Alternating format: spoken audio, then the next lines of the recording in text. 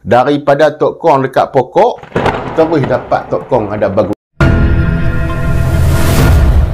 Sebab tu kita duk kata, hang salah undi, hang salah pilih, hang akan dapat tai. Bila orang kata, ini adalah politik resis, Zahid Hamidi keluar kenyataan, sedih dengan pembangkang, konon-kononnya mengeluarkan kenyataan politik resis. Politik resis macam mana Tok Hid? Politik tu yang dibawa oleh hampa, diwarnai oleh hampa, dan apabila orang buat keluar lontar saja di luar, hampa kata resis. Makanya di sini kita dapat tahu, hang pun tahu kata tengah berlaku resis dalam kepimpinan hampa sendiri. Bukannya hang tak tahu. Tok Mat hang panggil turun pi ke tempat pengundi, jumpa dengan pengundi-pengundi.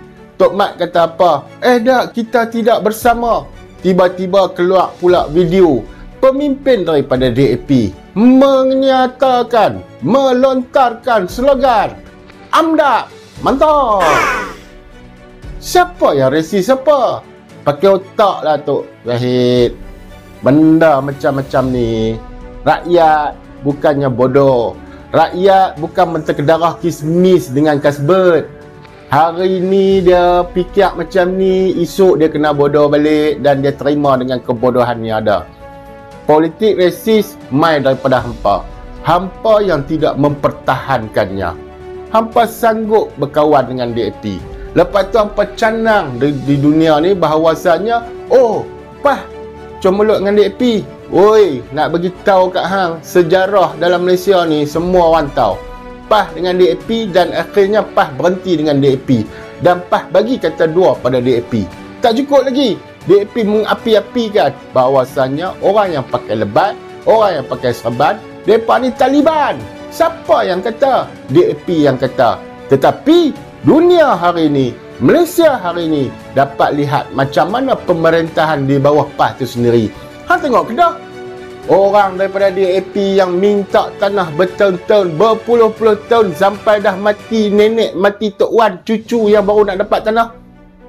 Bukankah itu janji-janji daripada parti-parti hampa? Kedah, apa yang tak biasa duduk di negeri Kedah? UMNO biasa jadi pemimpin, PAH biasa jadi pemimpin, PKR biasa jadi pemimpin, Amanah biasa jadi pemimpin. So, MIC, MCA pun biasa jadi pemimpin. Jadi apa masalah dia Tok Hid? Apa masalah dia? Hang jangan sebut perkataan resis. Kami di negeri-negeri PAH dah membuktikan tidak mengira apa bangsa, apa budaya.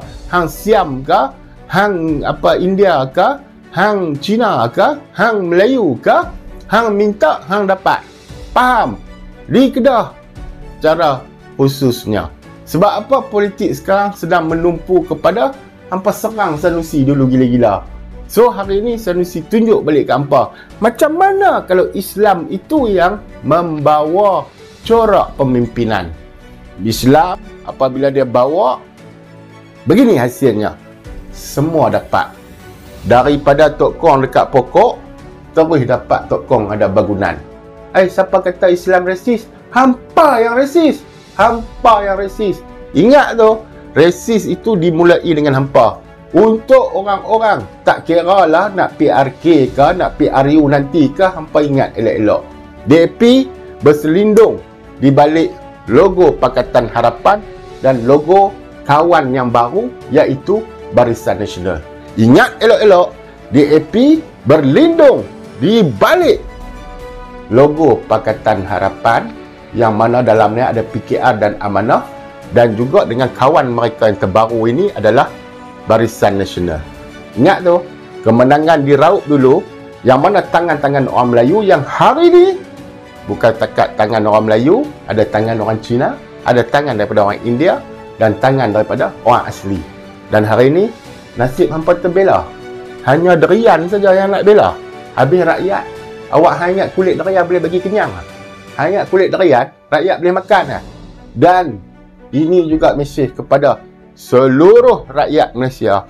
Ingatlah, tak kira apa pilihan raya pun, ingat, kita pakai spek hitam untuk cover daripada cahaya matahari. Bukannya bermakna pakai spek hitam kita tak nampak jalan yang sebenar. Ingat, jangan main gila, brother. Faham tu? 1951 until now still relevant.